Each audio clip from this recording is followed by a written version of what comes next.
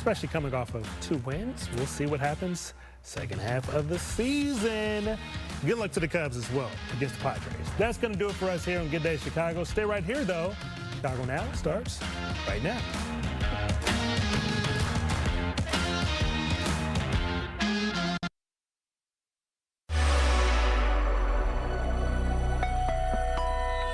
All right, Caitlin, do we just rock, paper, scissors for who gets the skin check at this point? You get the skin check. I get the skin check. You get the skin check first. Okay, I get the skin check. I'm going to get a skin check from a Actually, so a dermatologist is going to join us. Yes.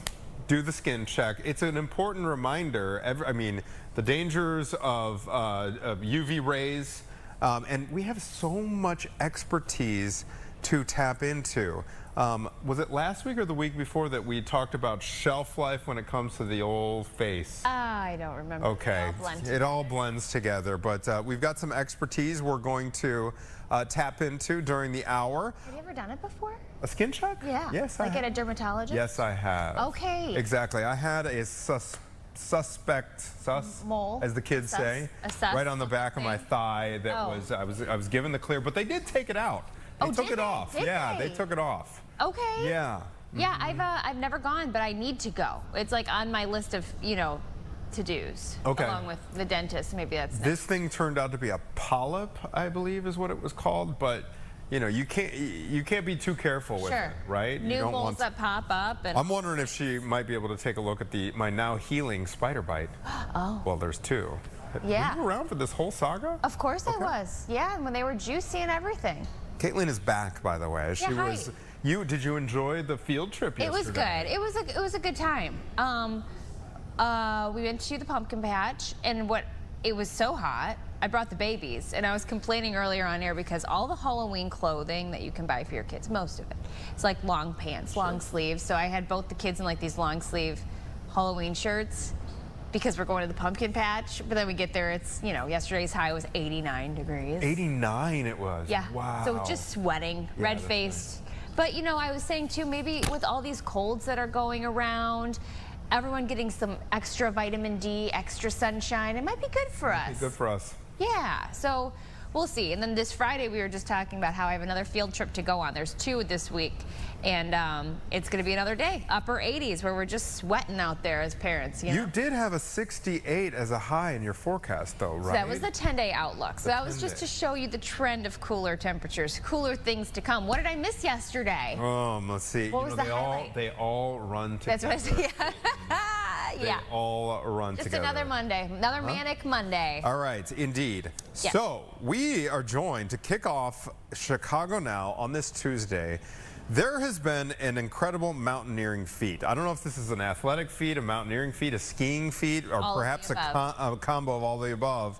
A Polish adventure skier has become the first person to climb Mount Everest and then ski down without using supplemental oxygen. I didn't realize he climbed it first. I thought he got dropped at the top. That's an accomplishment in and of itself, but then you got to carry your ski gear? I'm guessing, yeah. We're going to get to the bottom of this. Okay, so we are now joined by Greg Kane. Greg, morning to you. You are with the Chicago, is it the Chicago Mountaineering Club? Yes. Okay. I'm glad we have a mountaineering club in the middle of the Midwest.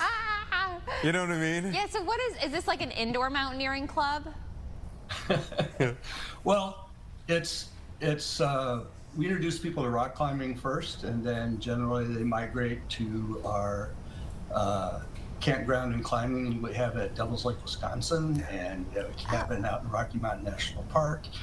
And people eventually migrate usually to mountaineering, and then we have a lot of mountaineering training, expeditions, and we go all over the world.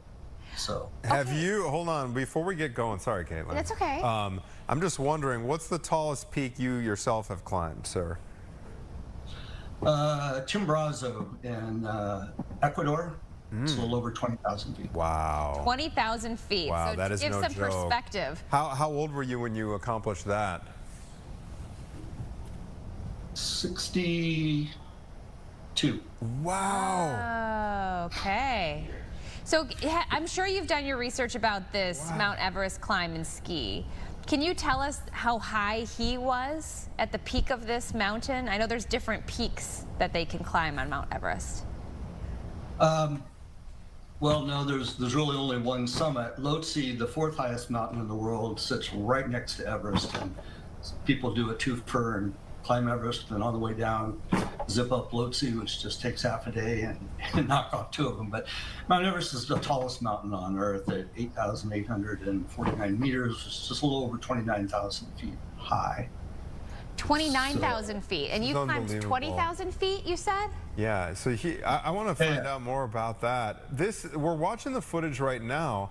So first of all, I didn't even know you could get a helicopter up there that high, because it looks like we're looking at some either helicopter or drone footage.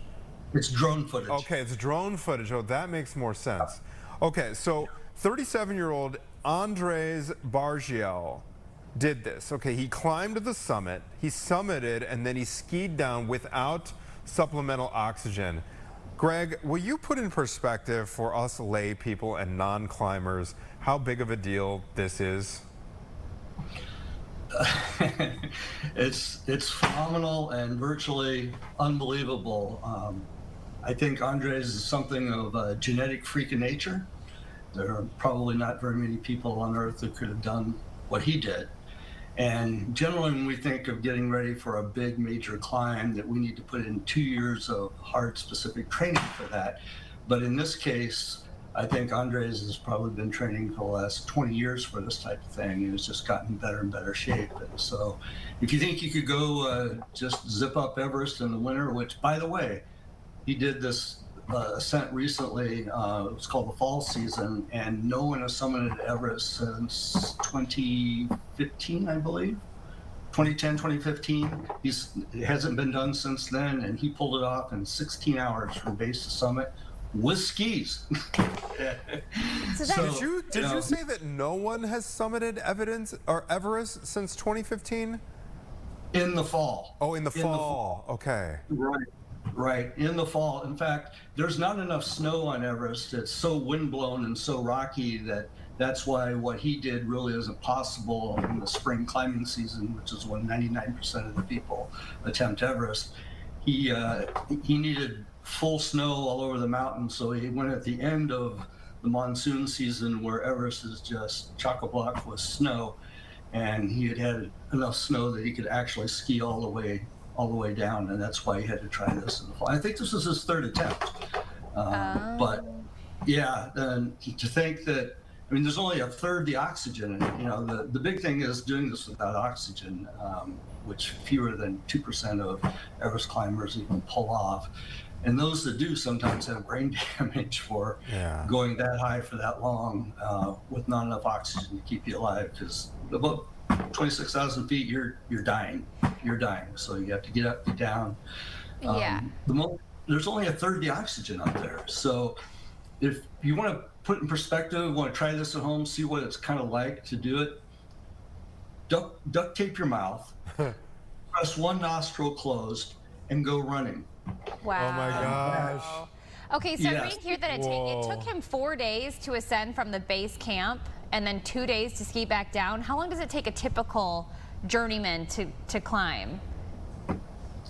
Well, Everest is usually done using Sherpas, which he went with a Sherpa, but not with Sherpa support. It takes people acclimate. It's usually 30, 40, 50, 60 days total. But the actual climbing up the mountain usually takes about 3 days, and this guy did it in 16 hours. And the phenomenal part is when accidents in mountaineering generally happen on the way down because you're tired, you're exhausted, you're at high altitude, your brain's not thinking well. There's a lot of brain impairment due to the low oxygen, and low oxygen also doesn't allow you to stay warm. And the fact that he was able to do something so dangerous after 16 hours of climbing with no oxygen at high altitude is just, there's very few people in the world, I think, who are genetically gifted enough to do this, along with all the training and the time he put into this, and skiing for decades. Very few people could even attempt to do this and hope to survive. What is more impressive in your mind, Greg? Is it the fact that he skied down the mountain, or is it the fact that he did so without oxygen?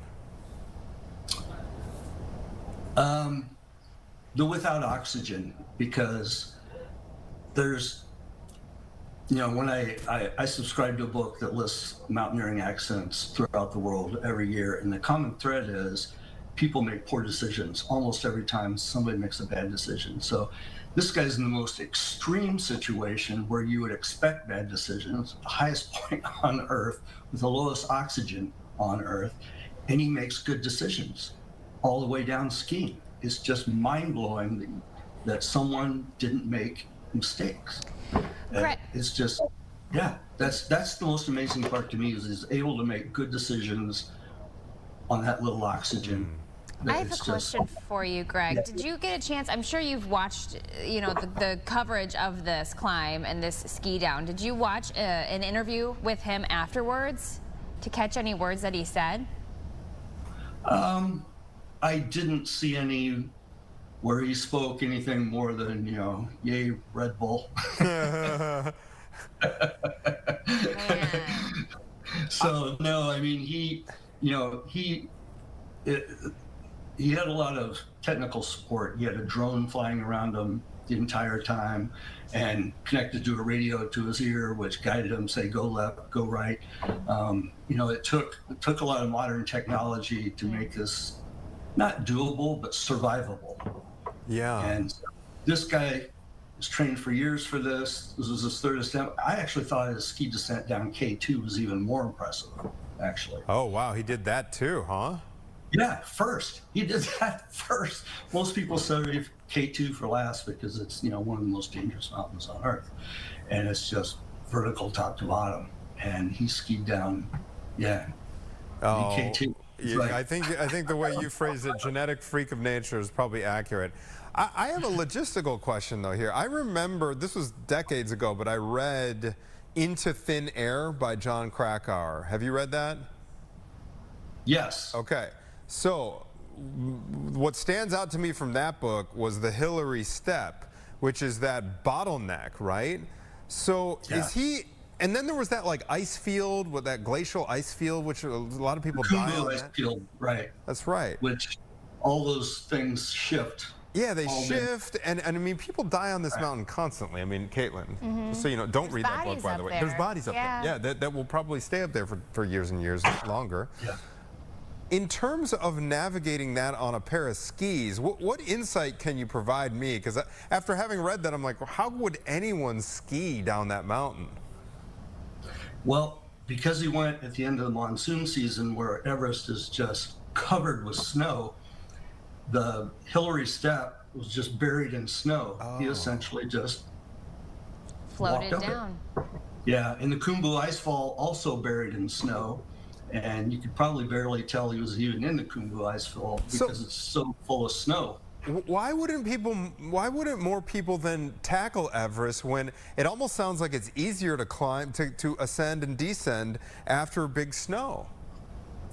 Because there are so few weather windows in September between seasons. And part of the reason why this hasn't been done in the last 10 or 15 years, before Andres just did it, is that the weather windows are so rare, and in most years there's never a weather window we could even make the attempt. And so, yeah. So he's lucky too. He's as lucky as he is talented. Yeah, it's it just depends on the weather, and he caught a weather window and he did it. You said And 16 those hours. weather windows are so rare that most people never make an attempt in the fall because it's just a waste of time and money. Okay. Did he sleep at all? Do we know? Did he spend the night, or did he just go for it for 16 hours straight? Well, he went 16 hours from base camp to the summit. Spent minimal time at the summit because, you know, you would think you would be so exhausted after 16 hours straight of climbing, and to turn around and ski down where you got to be so exhausted mentally, physically, it's it's just mind-blowing that a person could pull this off. Base camp, how does base camp compare to the mountain that you climbed in Ecuador in terms of elevation? It's difficult to compare things like that. For example, Mount Rainier right here in Washington State in the US is taller from base to summit than Mount Everest is. Because Mount Everest starts, the bottom of Mount Everest is on a 17,000 foot plateau. So it extends 12,000 feet or a little bit over 2 miles above that plateau. And so there are plenty of mountains from base to summit that are higher than Everest. It's just overall altitude. Everest is the highest. And to get back to your question on the sleep part, yes, he spent the night in Camp 2 because it got to the point where it was getting dark and he was at Camp 2, and what he's doing is so dangerous and so exhausting anyway. To have continued on probably would have been suicide. So he made the right decision, stopped, spent the night, and then continued in the morning. All right, Greg, before we let you go, I want to talk a little bit with you about your own mountaineering experience and talk about the Chicago Club as well. What got you into it, and how were you able to pull off this achievement so late in your mountaineering career? In your 60s, you're summiting the highest peak. You know, it's just easier to stay in shape than to get in shape. And most people, you know, there are not a lot of mountaineers in the world, and there's just not a lot. And you kind of have to be a special person to do it. And most mountaineers have no ego, because ego is what gets you killed. But I started working as a professional rock climber when I was 17.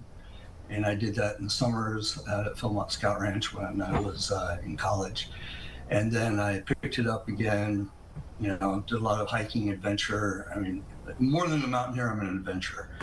And so I picked up mountaineering again about 20 years ago, and I led mountaineering trips around the world, Iceland, Ecuador, Denali, the Matterhorn, the Eiger, things like this. And I've been past president of Chicago Mountaineering, and now I'm on the board of directors. And I also own a company, a not-for-profit called Sustainable Ascents, where we try and provide. It's a long story, but we provide resources to indigenous people to start a climbing industry on their mountain. Greg, can we talk about the Chicago Mountaineering Club in case people are interested? Yeah, so ChicagoMountaineeringClub.org is the website, and you go on, there's an application to fill out there.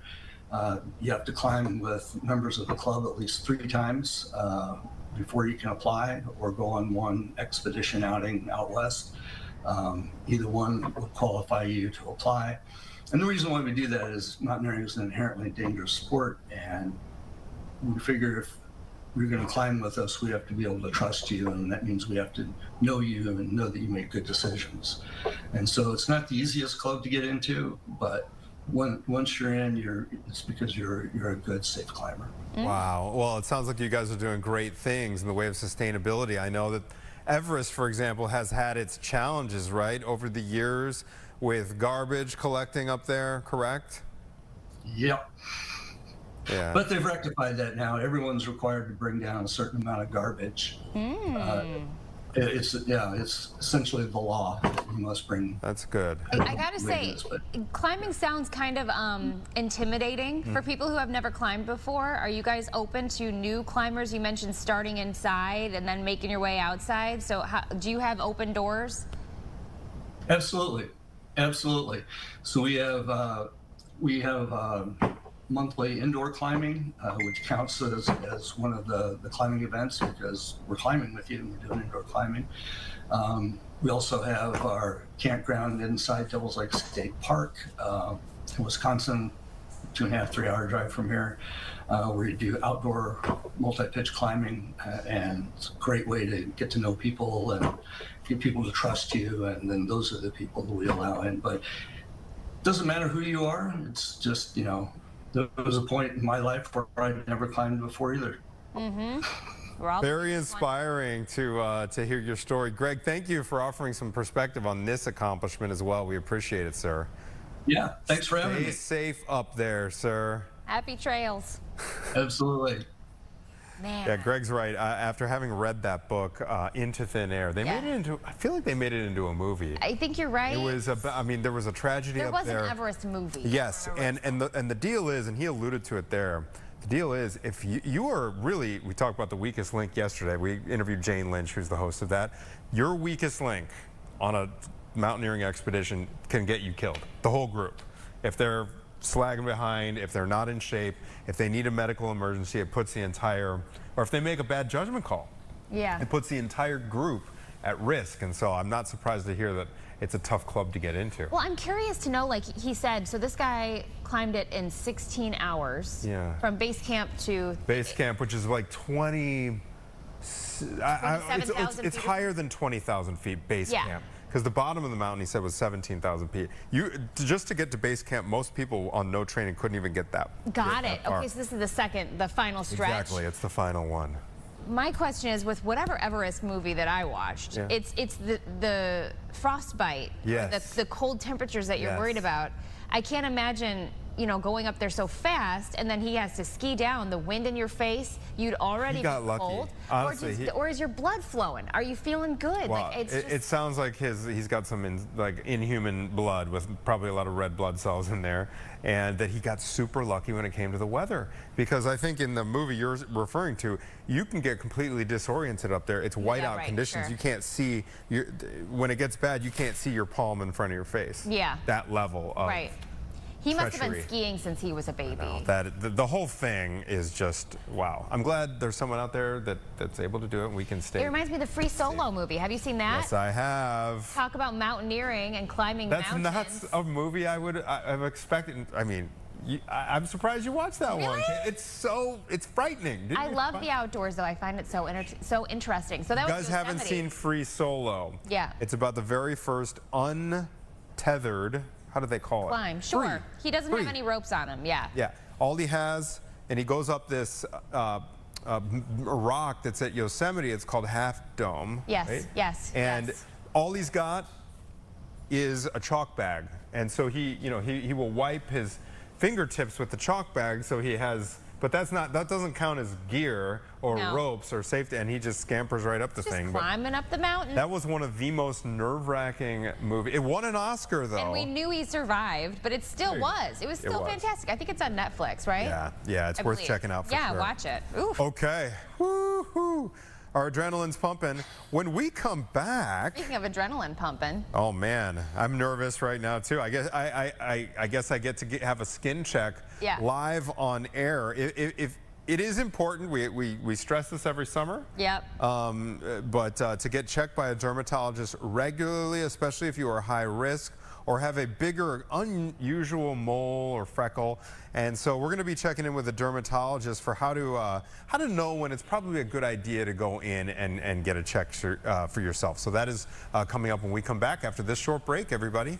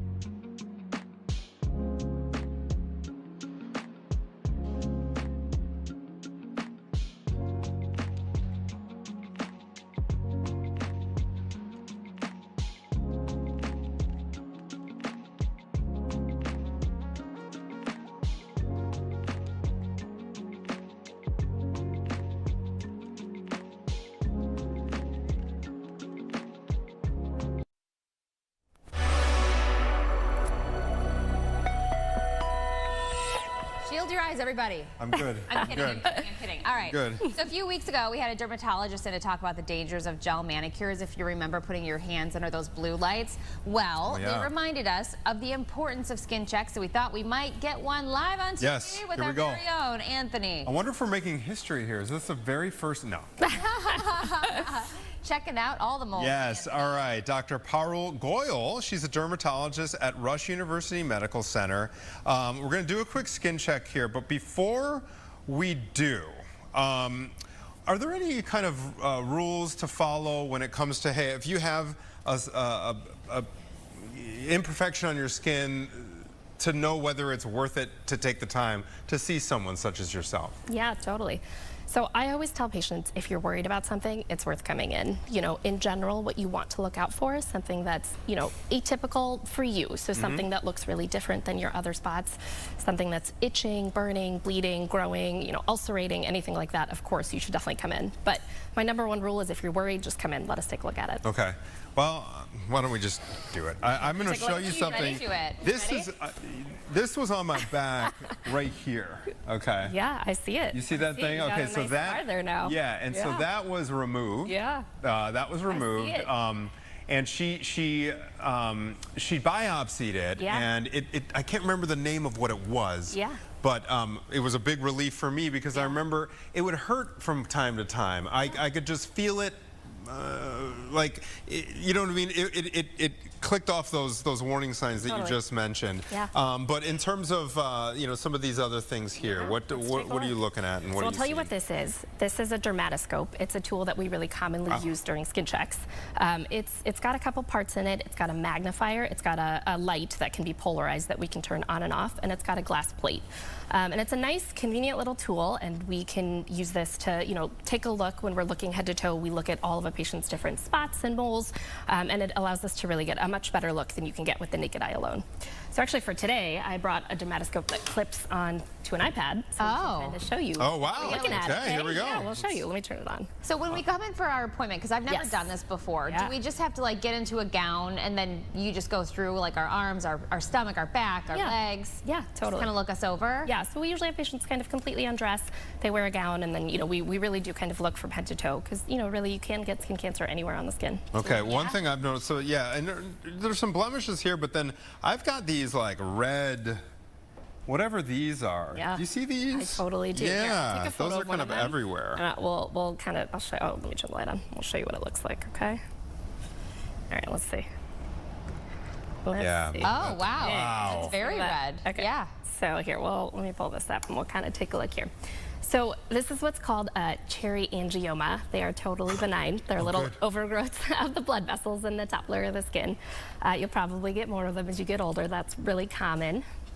Totally benign, nothing to worry about. Okay. So what are they? I mean, like Just little blood vessel growth. Just blood vessel Yes, growth. tiny little blood I'm trying to vessel think if growth. I have seen any issues. I know when I was a kid, millennials, I'm speaking to you, when we were in high school sitting in the tanning beds for 20 minutes at a time, 5 days a week. Yeah. And working outside as a lifeguard Tanning and not putting beds. on the tanning beds. Yeah. Not a fan of tanning beds. Right, so I could imagine, do you guys do like, not the black light, but something on your face where you can kind of see the skin damage? Do you do that as well with these checks? Typically for skin damage, generally what we're looking with our dermatoscopes basically, and you know, we're looking for sunspots, and you know, there's a lot of signs of sun damage, wrinkles, sunspots, things like that. But specifically when we're looking for signs of skin cancer, and that's what the lights help us find. How young do you have patients come in? Like, sometimes do parents bring their kids in if there's a new mole that pops up? Totally. Parents, you know, bring teenagers in. Sometimes parents bring even younger kids in if there's something new that pops up that they're worried about. You know, there's not one set recommended age at which we say, like, okay, you should come in, you know, every so often for a routine skin check. It's different for everybody in terms of, you know, their history and their risk factors. But certainly I would say I often see patients kind of in their mid-20s say, like, okay, maybe it's time for me to at least get like a baseline exam. Yeah. Has the memo, are people getting the memo about skin protection? I mean, we harp on it constantly on the news during the summer, but it's one of those things where, I mean, you could probably speak to the stats about melanoma and skin cancer, but in your mind, are people getting the message? Like Caitlin was mentioning, tanning beds, I'm guessing they're not as common as or popular as they were when we were in We just didn't know, high school I guess. and college? I mean, we kind of knew, but we didn't really know. You know, I think that people are more aware for sure. You know, I think kind of to your point, tanning beds, like baby oil on the face, you know, no sunscreen at all. Yes. That used to be a lot more common. I think people are at least aware now, whether or not they're always doing all the things we recommend, but they're at least aware that, you know, you should wear sunscreen and you should, you know, try to stay out of the sun during like certain times of the day. Yeah. Can you speak to changes in skin going through pregnancy? Because I know, like, I've had 3 babies now. When you're pregnant, sometimes you get like these brown, patchy spots on your face. Yeah. Are there other changes that you can expect on your skin? Totally. So the brown patchy, you know, changes you can get in pregnancy, that's called melasma, and it's super common, something that is often hormonally triggered. So like pregnancy, birth control pills, things like that. You know, other things, patients do sometimes see new moles or growth in pre-existing moles during pregnancy, and so sometimes patients that are high risk will check a little bit more often during pregnancy. Those are the big things, you know, I would say big things to look out for: melasma and new moles. Okay. I want to ask AI. I ask like all our guests about how AI is going to like impact their career and their trajectory. I have to ask you, seeing this dramatoscope. Yeah, is that what it's called, a dramatoscope? A dramatoscope. That's so you got it. dramatic. You got it. It sounds like the word drama. What, I mean, is this something where, like, you know, you could have one of these at home eventually and just like punch it into AI, and then because we're going to be replaced. Like, we know that we're, I mean, but you're right, we're all going to be. We're all going to be replaced. Like, is this is that the wave of the future? You know, it's a good question. I think that certainly there is probably some role for, you know, AI when it comes to screening skin lesions, especially, you know, for areas where there is not a lot of access to dermatology. You know, we're lucky in Chicago, there's a lot of dermatologists. You can generally call someone and get an appointment within a couple months. But I would say that there are certainly parts of the country where that's not true. And, you know, that's where things like teledermatology and, you know, remote viewing of dermoscopic images can be really helpful. And I think that's probably where AI has a role. Okay. I think at the end of the day, you know, you're still going to need a doctor looking at kind of whatever, the dermoscopic image, the AI read, whatever that is. And, you know, I think there'll be some role for us to kind of work in conjunction with AI in the future. So yesterday we were outside, me and my kids, at a pumpkin patch. I keep talking about how hot it was, but it was sunny, and I thought maybe it was a good thing for our skin to soak up a little bit of sun before we get into the winter. Is there any truth to that, or should we have slathered on that sunblock before we even left the house? Yeah, I mean, I have 2 little kids. I always say it is real hard to get sunscreen on small children. So I totally 100% understand that. You know, generally, I mean, there's not really like a safe amount of sun exposure. Oh, there isn't. And so generally, you know, we do say, like, ideally, if you're going to be outdoors, especially for longer than 20 minutes or so during times of high UV index, we say, you know, wear sunscreen, wear UPF clothing, wear a big wide brim floppy hat, as much as you can. So the vitamin D aspect. Yeah. You know, you can all supplement vitamin D. Got it. Yeah, okay, so supplement it and wear the sunblock. Yeah. That's good to know. Yeah, I do the daily vitamin D, like tablet or whatever. What do we need to know about when we are shopping for sunscreen, not just for the young kids, but ourselves? What ingredients do we need to be making sure to have in that product? Yeah, that's a great question. So, you know, probably the most common thing we get asked is, like, what type of sunscreen should I buy? Because there's 2 big types out there. There's chemical sunscreen and there's mineral sunscreen. We tell patients, ideally, what we really like to see is mineral sunscreen. So something with titanium dioxide or zinc oxide. That's what we call a physical blocker, meaning when you put it on, it like physically blocks the, you know, UV from getting into your skin. You know, I always tell patients, though, any sunscreen is good sunscreen. If you're going to wear a chemical sunscreen, because they're much easier to apply and rub in, that's fine. But ideally, what we like to see are those like thicker physical blockers. So titanium dioxide. Those are always a pain. I know, they're always real. They're always so white and so. Yeah. You've seen those pictures of Mark Zuckerberg on his like hovercraft? He looks like an alien because he's got the right kind of sunscreen now. Yeah, he does. He does. You know, he does. Worth it. So do you have any advice for people at home before we let you go? If they're doing their own skin checks, anything that they should look out for that's abnormal that maybe should trigger, hey, I need to go to the doctor? Yeah, totally. So, you know, one thing we talk about, it's called the ABCDEs of melanoma. And it's not by any means like an exhaustive rule, but it is a good general rule of thumb when you're looking at things on your own skin. So ABCDE stands for asymmetry, irregular border, more than one color, bigger than 6 millimeters in diameter, or anything that's evolving or changing.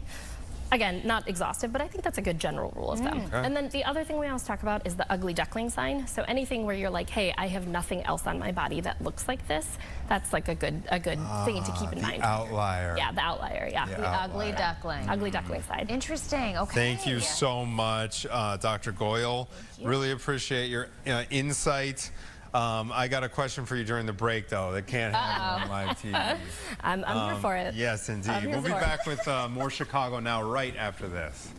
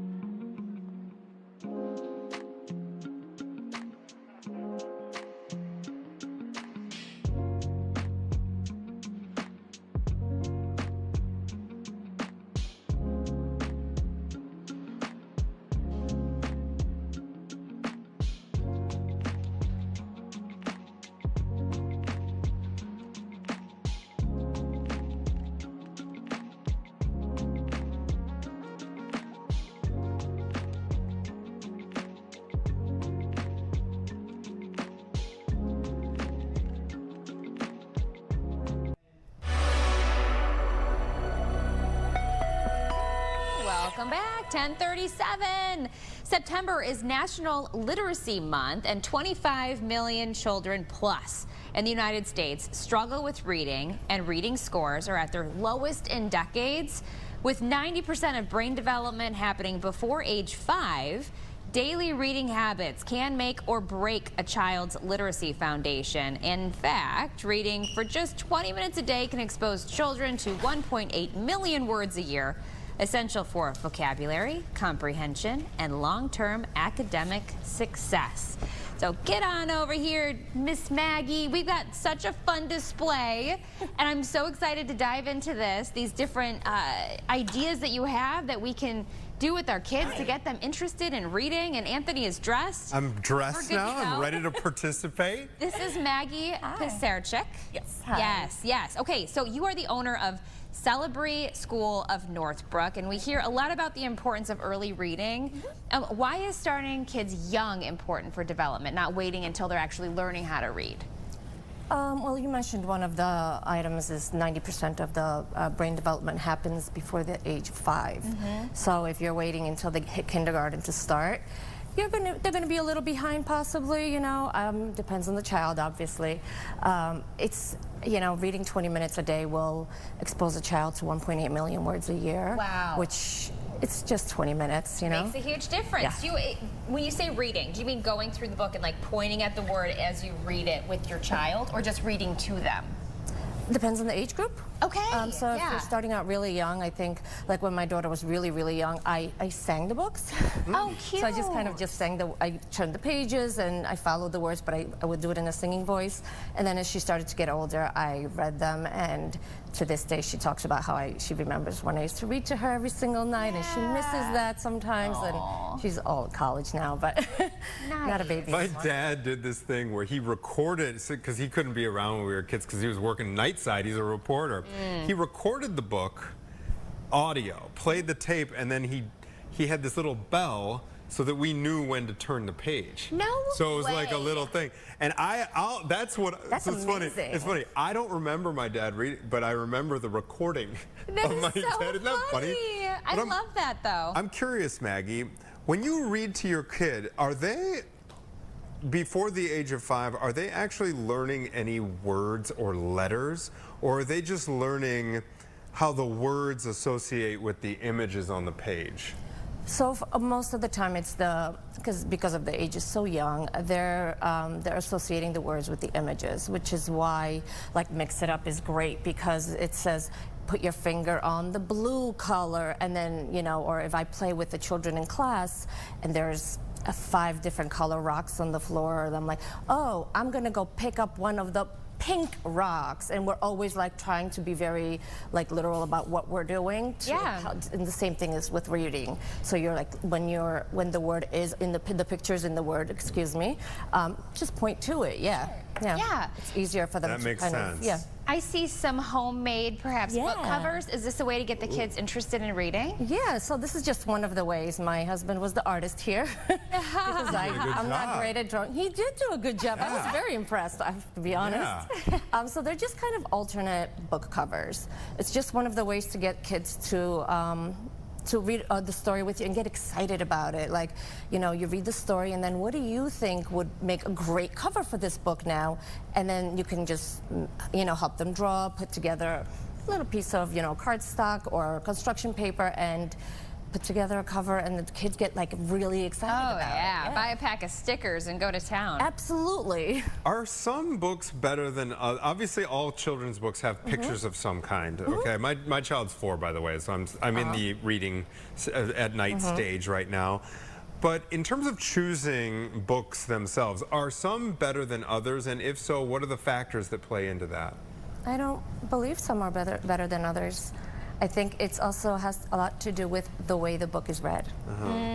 I have seen books read in a way that is very dull and kind of boring, I have to say, and then I've seen books read where they came to life and the kids were like, oh, same story. So it really depends on the delivery. Do you have tips for us in terms of how? The more excitement, the better. Kids are literally mimicking everything we're doing. Animated, hey? Yeah, everything we're doing. So if we are excited about it, they're going to get excited about it. You know, one tip that I've seen from social media and people that I've, you know, moms that are in my circle, they go to the library and rent books based on the season.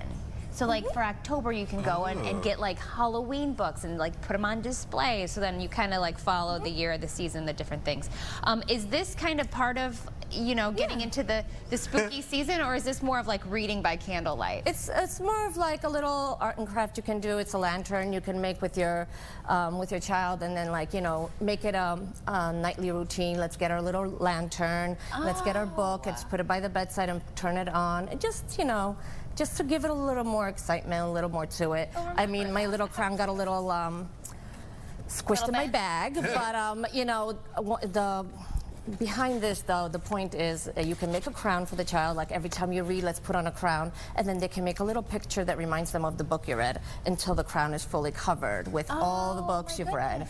And then when you're finished, you can help them maybe make a big jewelry piece out of construction paper, and the same thing, the pictures and the drawings start coming as you're reading books. And then, you know, they'll always see, oh my gosh, this is how many books I read. It's just such a proud moment for them. For sure. So that's a good motivating factor. I want to pick your brain to see if there's any other pieces of advice that you can give all of us to try to instill in them, set them up for success when it comes to being an enthusiastic reader.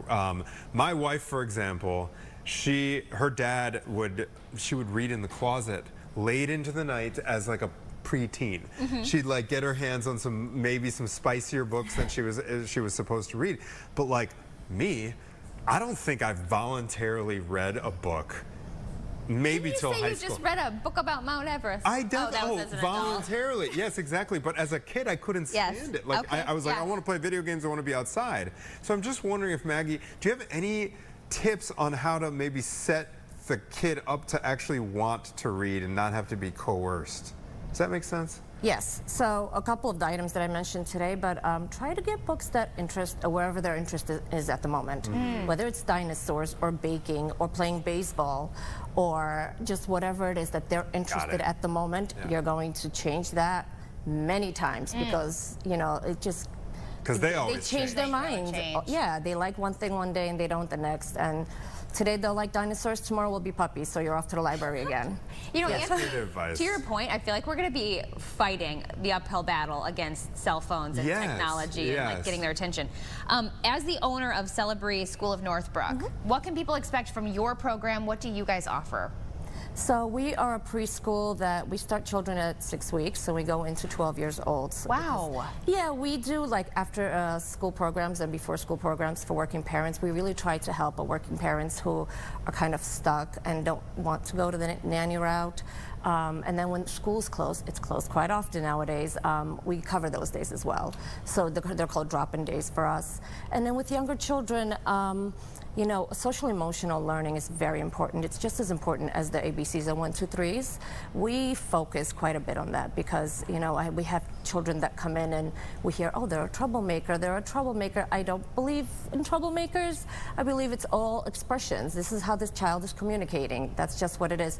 And it's just social emotional learning that we help them kind of guide them to, you know, just make a little bit slighter, kinder decisions sometimes. I've seen the changes in kids like already.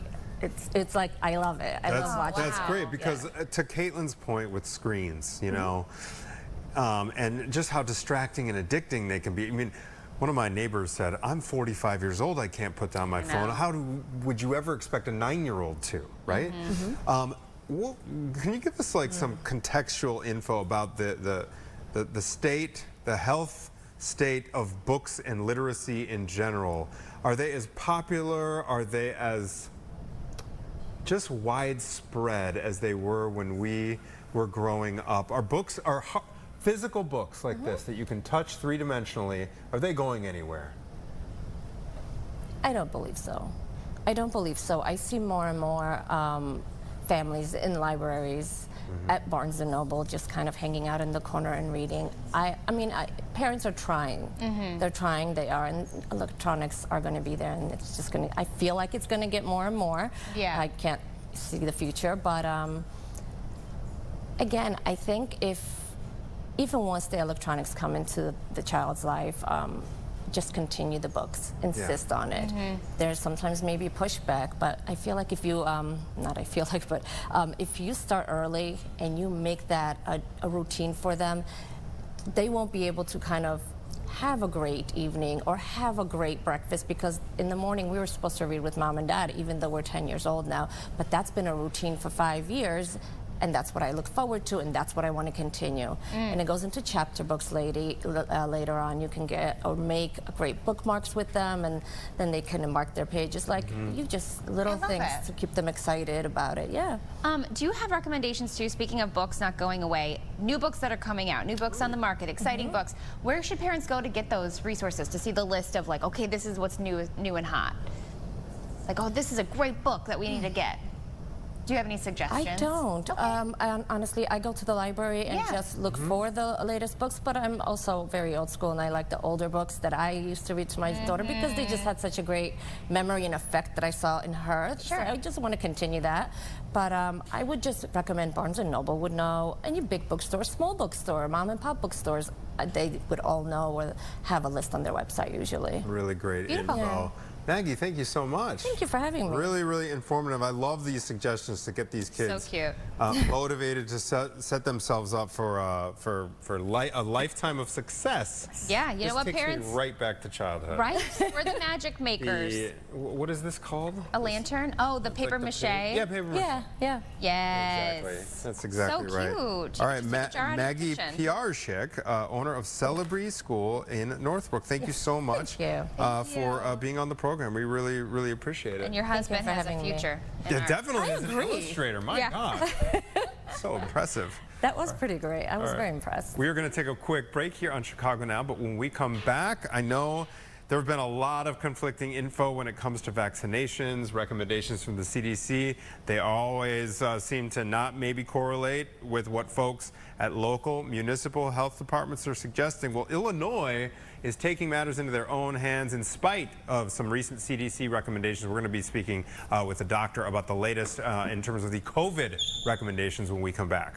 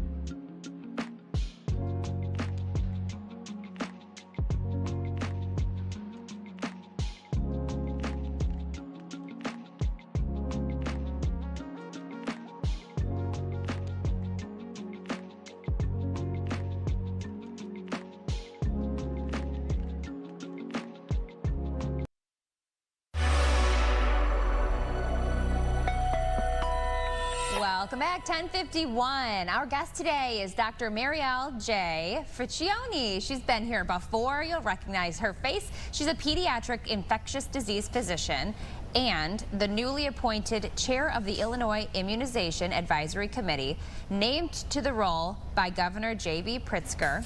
Dr. Friccioni is now helping lead the state's decisions on vaccines heading into the colder months. So, are you with us, doctor, by the way? Can you see us? Can you hear us? Can you hear me okay? Hi. Yes. Hi. Okay, so just recently, the committee issued its recommendations for the fall and winter immunizations, including guidance on the COVID-19 vaccine. What's drawing attention is that Illinois recommendation does not completely align with what the federal government is saying. At a time when COVID-19 isn't dominating the headlines the way it once did, many people are asking, why does Illinois believe the vaccine is still important and who really needs it? So can we start there? Yeah, absolutely.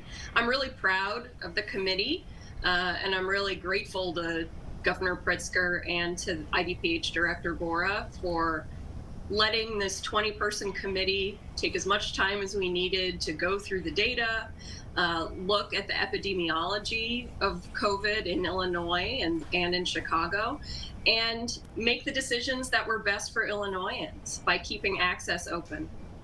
Okay, so can you run us through the differences as you see them between federal guidelines, the CDC, what the CDC is saying under RFK Jr., and what you guys more locally are telling the Illinois public?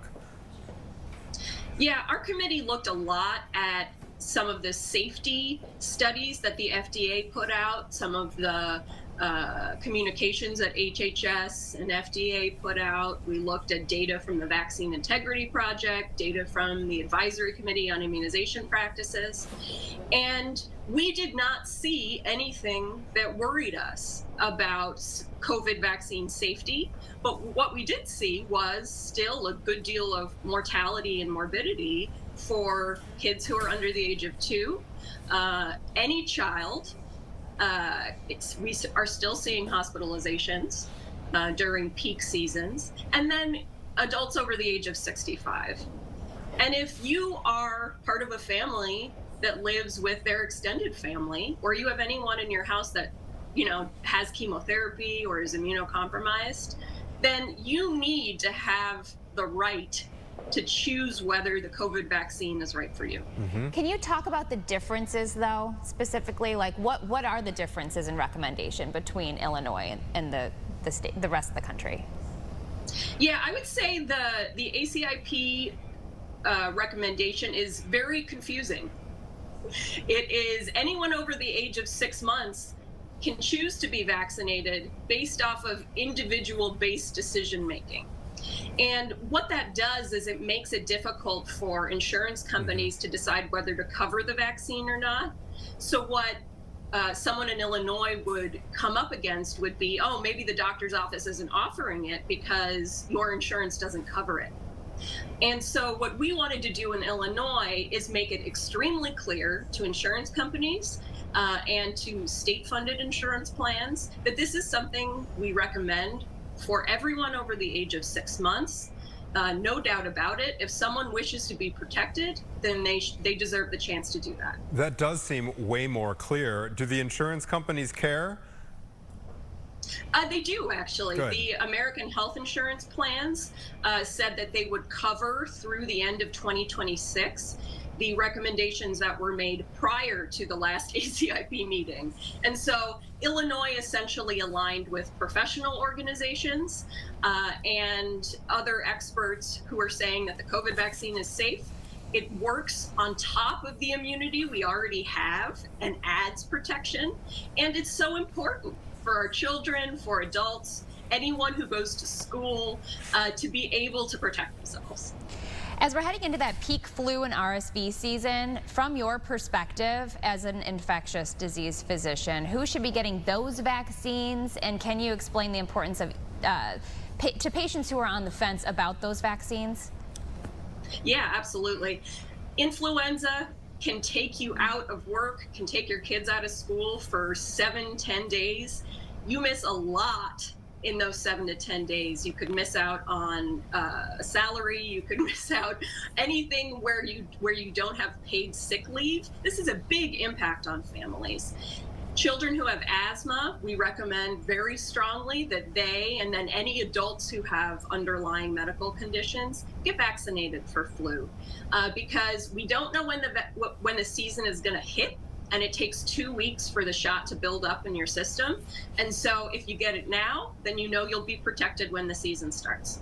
In terms of RSV, we recommend it strongly in pregnant people because we're seeing amazing data at how infants aren't being hospitalized for RSV anymore in their early life because either mom got the vaccine or the baby themselves got an immunization with antibody.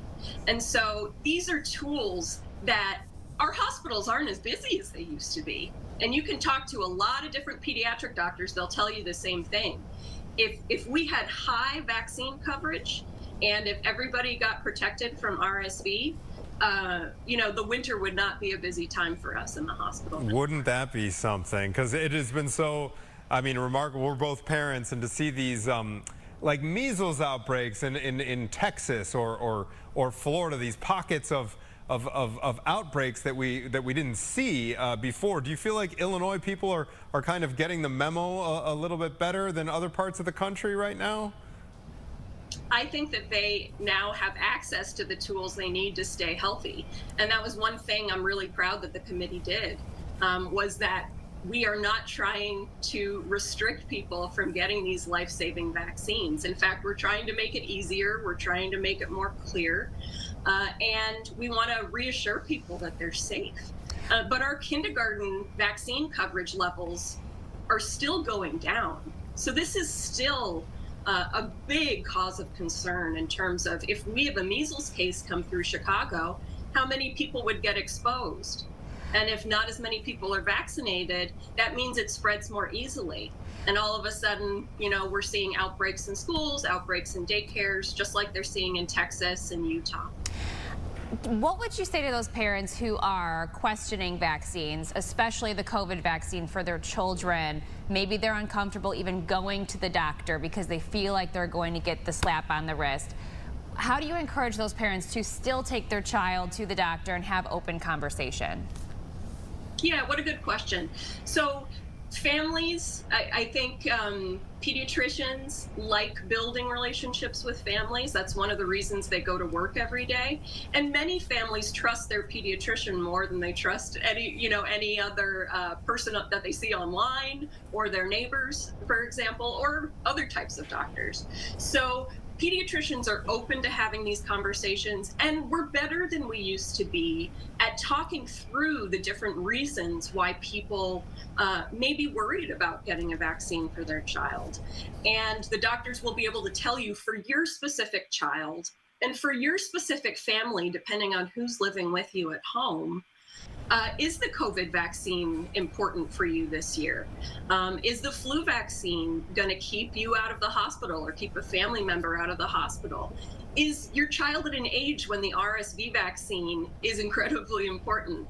They're going to tell you what's most important, and you can trust them because you both have the same thing in common. You want your kid to be healthy. Yeah, I think too, to that point, as a parent, like Anthony mentioned, you can find the right doctor. So maybe if you do have some sort of bad interaction, you can find a different doctor that maybe fits better with your family. Dr. Marielle Friccioni, thank you so much for your expertise. We always love having you on the show. Yeah, thanks for having me. Separating fact from fiction and myth. Yeah, love it. All right, we are going to take a quick break. Chicago Now continues right after this.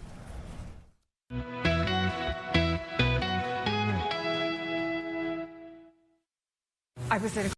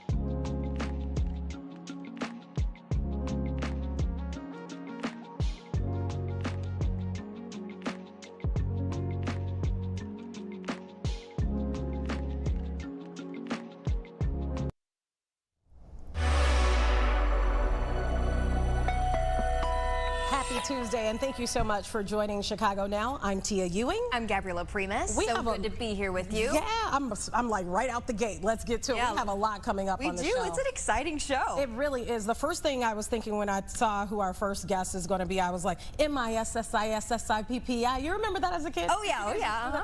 Okay, I know I'm a little older, so sometimes I date myself. Once you said it, I'm like, all right.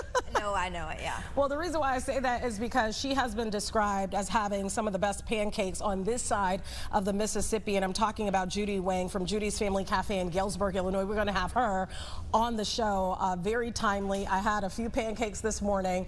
Definitely not hers, though. They were nothing to scream about because I made them. What's so funny is about 2 hours ago, before our rundown came out, I was like, you know what I'm craving? Pancakes. I never really craved breakfast food, and here we are talking pancakes. My daughter will eat pancakes for everything. So morning, noon, night, it does not matter. Make the little Minnie Mouse, Mickey Mouse shaped pancakes. I've attempted. I am no chef, so yeah, I need a little work in that department. Maybe Judy can give me some tips on what to do. And then we're also going to talk about, I've never really thought about Julius Shakespeare rapping. You know, I'm Julius Shakespeare and I'm on the scene. You never know. You know what I mean? But anyways, that's my rendition. There's a hip-hop add-rap-tation of Shakespeare's Julius Caesar. It'll be playing now at Chicago Shakespeare Theater through October 19th. We're going to talk about that, of course. That was really bad what I just did there. You know what? I thought it was good. Actually, this actor coming in is going to be like, wait a second, we need another cast member here. And then we're also going to talk about, you know, I'm not going to lie, this one kind of creeps me out a little bit to talk about a witch. But I'm opening my mind. Yesterday we talked about something really interesting too, people using AI for relationships. I had to open my mind. So I'm gonna open my mind about this one. Apparently she's onto something. She's like blown up on TikTok, and she's been able to predict, what, 2 wins now in terms of the Chicago Bears. Was it 2? Am I right? Yep, she's 2 for 2. Yeah, 2 for 2. I had to think about that for a second because I'm so used to us losing. An Etsy witch. Usually you think Etsy and you think of little like cute crafts, personalized home good items or crafts, exactly. Well, this time actually people are on there casting spells, and like you said, this Etsy witch is 2 for 2. She had her sights set on the Chicago Bears. So we're going to bring in Mandy Marin, also known as the Office Scribe on TikTok. Mandy, we are so excited to have you. This has been going all over TikTok, all over social media in general. What are these Etsy witches for people at home who are not familiar? So technically, I'm not an Etsy witch. I'm doing this for the love of the game. I've been a Bears fan my whole life. I live here in Chicago. There are Etsy witches, though, that you can hire online to cast spells on your behalf.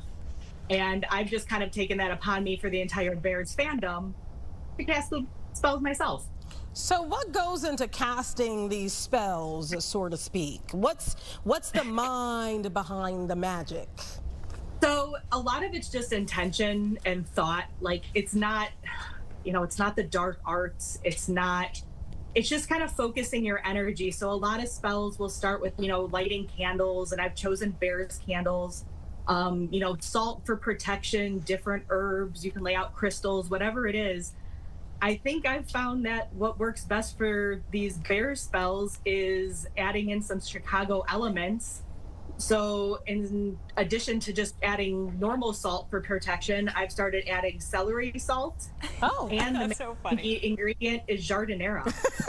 I love that. Who would have known? Like Chicago style, So you're telling me that you don't have like a dark closet in your house where you have your whole like altar set up. It's more of a friendly ode to an altar? Yeah, it's not in a closet. It's actually just literally right next to my desk where I'm sitting right now. It's out for everyone to see. I don't hide in the shadows. All right, everyone. We are now in week 4. Sorry, we're listening. With Bears versus Raiders. We can listen, back home guys. At my Go own back to altar, not at my mom's house. So everything's a little bit more appropriate. So again, we are starting out with an orange and a blue candle. You'll notice they're a little bit more awesome than the birthday candles. We're just going to get some smoke cleansing going on because there's still a little bit of negativity surrounding their win last week. Some doubters out there, which is not going to help the case at all. But we're not going to change anything about this because it worked last week, so it's going to work again.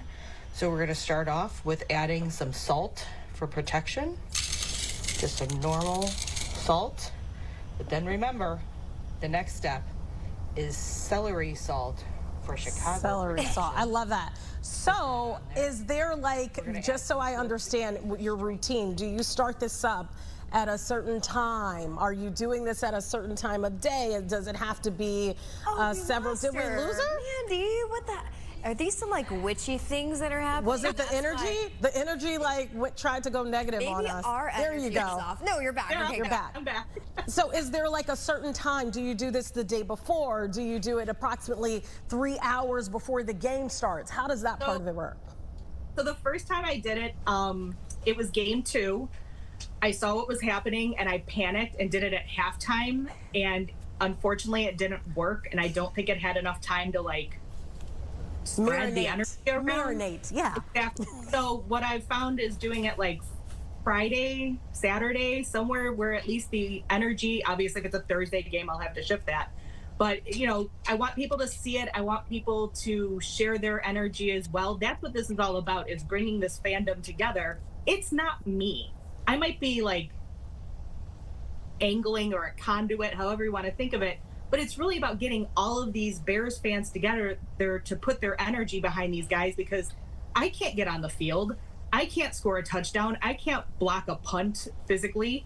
But if we could put some good energy out there and show these guys we're supporting them, then that's what I'm doing. This is just so cute. And yeah, we can thank you actually and everyone following you for that great block that happened at the end of the game. So what do you think this week? Are you going to use some more celery salt rather than regular salt? And maybe we can actually just win and not have like us like heart beating until the end of the game?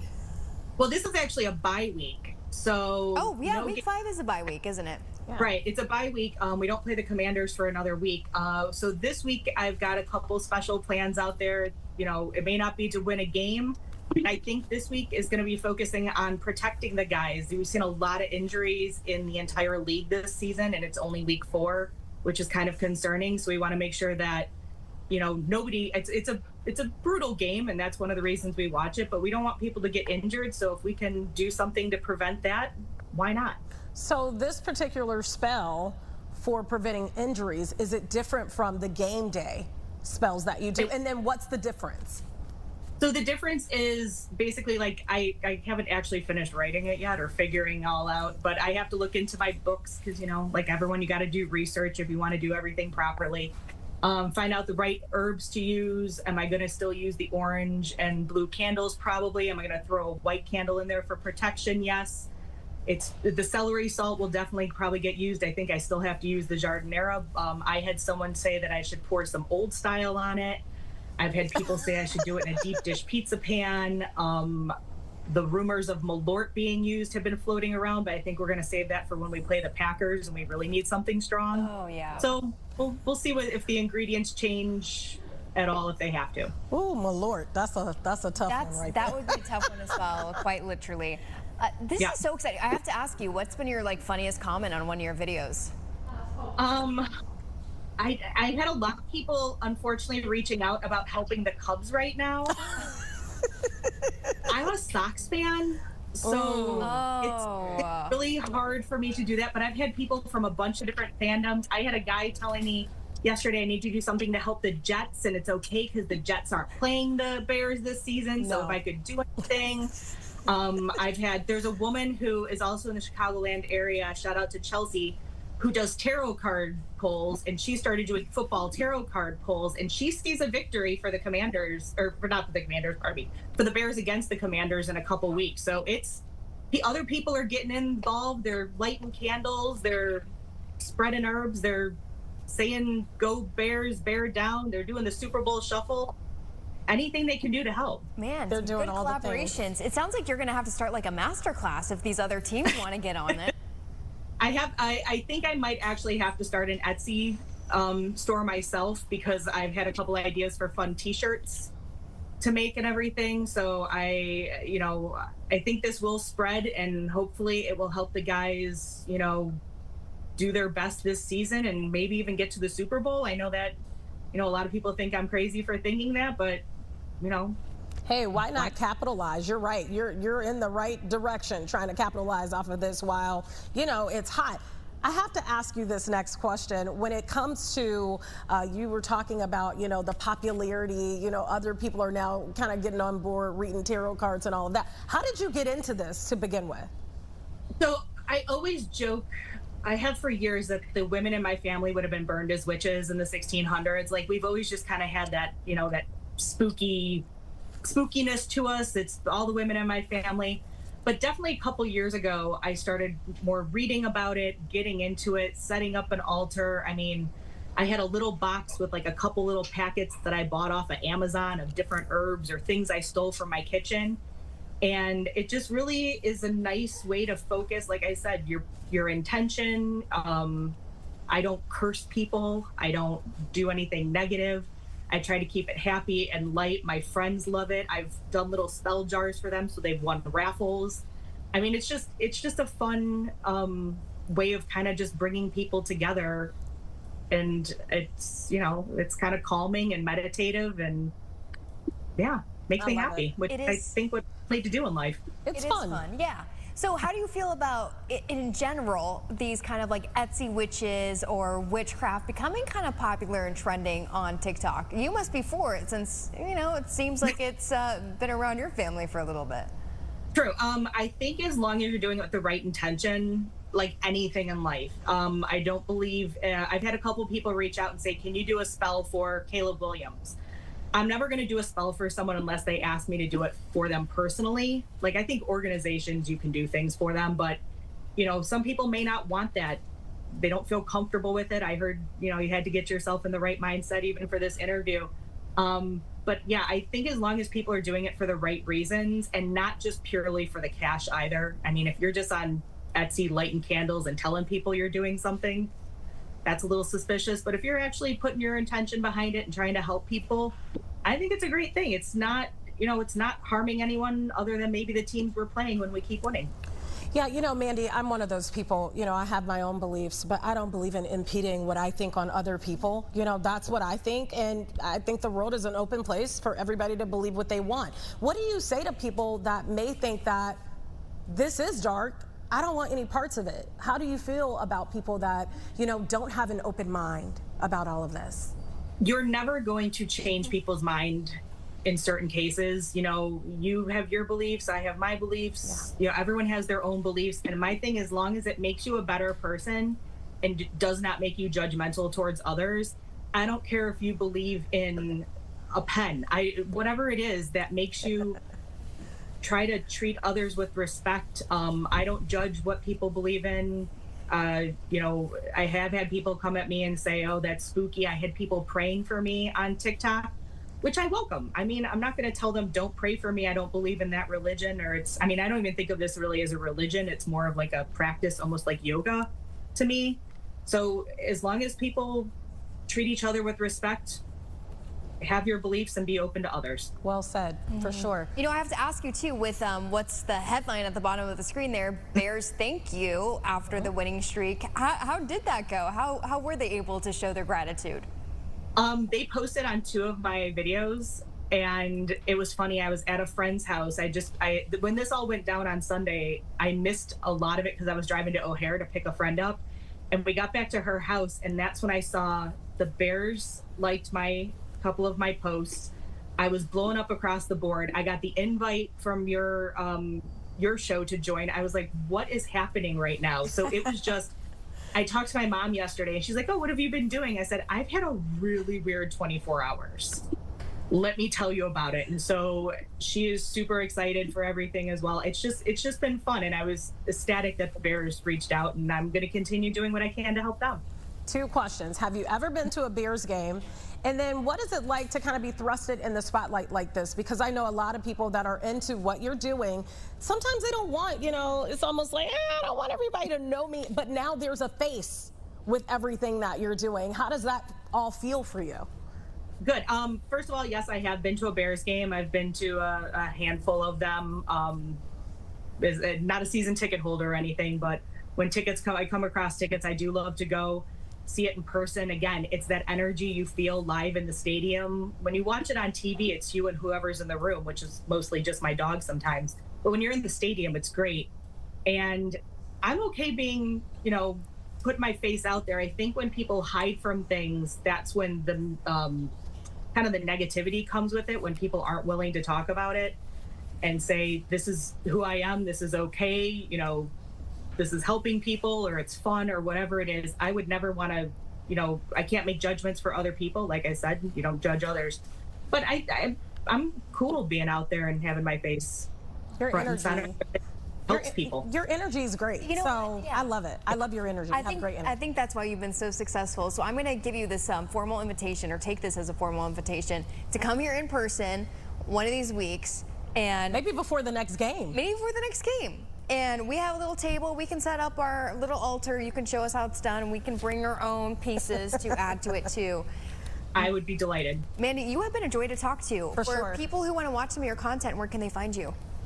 I'm predominantly on TikTok.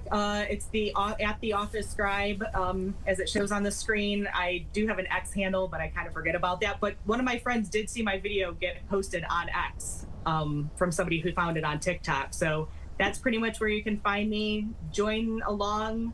I've had a lot of new followers, a lot of great engagement, and I'm going to keep this going as long as I can. Oh, cool. What a fun journey. The office scribe. I love it. All right, Mandy, we'll see you in person next time. Excellent. Love it. Have a great day. All right, you too. See you soon. That was fun. That was very fun. Yeah. Like I said, I've been seeing it all over social media, these Etsy witches. I know that she's not technically an Etsy witch, but still, it'd be interesting if we did bring one on. In addition to I'm open to it. Yeah, I'm open to it. Let's see. Let's talk about it. Okay, Mandy was so great. We have another name that you're going to want to remember, Judy. And with that name, remember pancakes with it, coming all the way from Galesburg. We're going to chat with her after the break.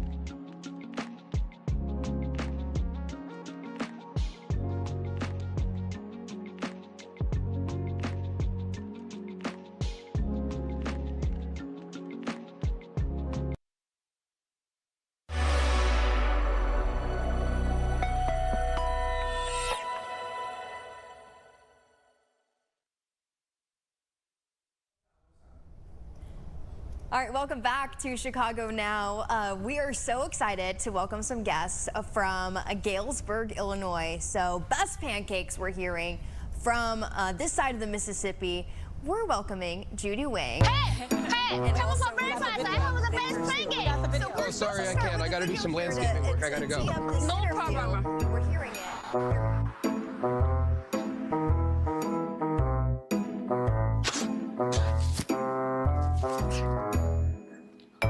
I'm Judy. I have cafe. Come for breakfast.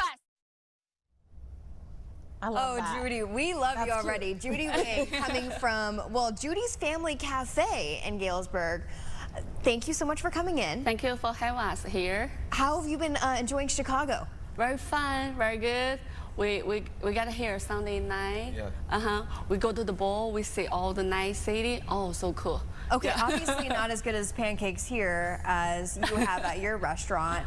But tell us about this new fame that you've gotten on social media as an influencer. Yeah, my name is Judy. His name is Victor Dantas. We work together. He's my partner and marketing manager. And we create a video all together.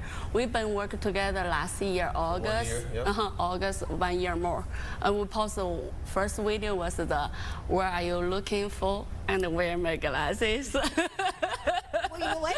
Well, you're Judy Wang right now, but once you put on those glasses, it's just the first name. It's just Judy. So Yeah. go ahead, Judy. Put on your I glasses. put it on. Gonna be crazy.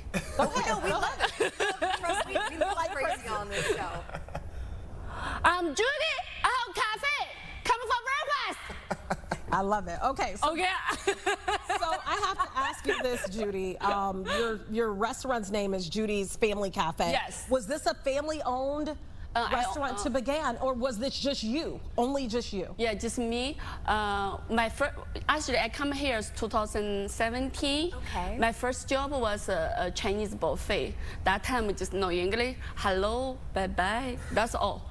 And then work 8 months after, I work for one family restaurant, like a breakfast restaurant. I learned a lot. And then after 8 months, so 2019 September, we built the Judy's Family Cafe. Wow, Yeah. that's amazing. Well, I see that you already have over 200,000 followers. Excuse me. Did you expect to see this big of growth when you started? That 200 followers only on TikTok. Yeah. We have on Instagram was 400. Yeah, Instagram 400,000. Yeah, 400. Facebook, Yeah. So has this transcended from social media to actually people coming in the door in the restaurant, and then how has that explosion been? It's crazy. First time I say, oh, this is just only for fun. It's not gonna help people travel all the way, huh? But really, every day right now, every day people come all over. Yeah. Where are they coming from? Where are some of the stories you've heard when people like, I came from? Yeah, every day they come. Quack cities have more. Peoria, Chicago, they come here, they get on the train, 2.5 minutes, two and a half. Yeah, 2.5, just all right there. Yeah. That's impressive. How do you guys come up with your content? Because it seems pretty out there and kind of crazy. Is it just new ideas coming to you? Victor, because you're the brain. You're a manager. It's definitely my job to come up with the ideas, and you know, I present the idea to Judy, but she always improves the ideas as well. So she's definitely creative as well, very creative, very sharp person, business person as well, very smart.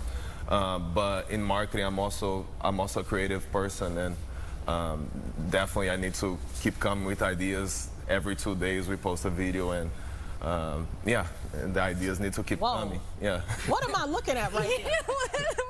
I mean, it was almost like you slammed into a car. I thought we were playing the wrong video. A plate of pancakes. So funny. Yeah. We just posted last week, right? Yeah, this one might have a couple millions of views. Yeah, and then she went viral on TikTok, Facebook, and Instagram at the same time. She's reaching about 60 million people a month.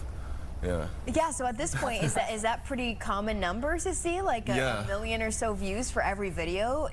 Did you expect that again within the last couple of months to see that much of a growth? We didn't expect to grow that fast. And the engagement that she has on social media is definitely not normal. A lot of people engages. We have videos with 1 million likes. It's not 1 million views, 1 million likes. It's crazy. That is crazy. Yeah. So in terms of, you know, one thing I always think about when it comes to social media is profit, right? You want to be profitable too. It's nice to have a business and that runs smooth, but if you're on social media, why not make some money? Are your social media platforms now making money as well as the restaurant? Have you reached that point? Yeah, we monetized all the videos now through Meta, and not only that, but when we started working together, I wanted to make sure she sees ROI, that she actually makes money. So we came up with all the merch, so she sells a lot of merch online as well. We monetized all the videos and, of course, collabs with companies, and yeah, and the restaurant. I love it. Yeah. So how'd you guys start? Was it just like one video a week maybe, and then now it's turned into multiple? And in the future, do you hope to have like multiple a day almost? No, every week we post 2 videos, and you know, we sometimes come all the idea. We just okay, we need to quickly this one. Yeah. So, but yeah, we need to keep coming up with ideas. Consistency is key when it comes to that. So, for example, sometimes I'm supposed to do only 2 videos a week, but sometimes we do more because we see something that happened the night before, and we want to be the first people to do a transition video with that clip. Smart. Yeah, there was one with a golf cart that we needed to find a country club that had a golf cart to do that video. So that was a trending clip. Yes. And so the key here is to then latch on to trending content. So then that way when you hit the algorithm. Come for breakfast. I have the best pancakes. Oh, sorry, I can't. I got to do some landscaping work. I got to go. No problem.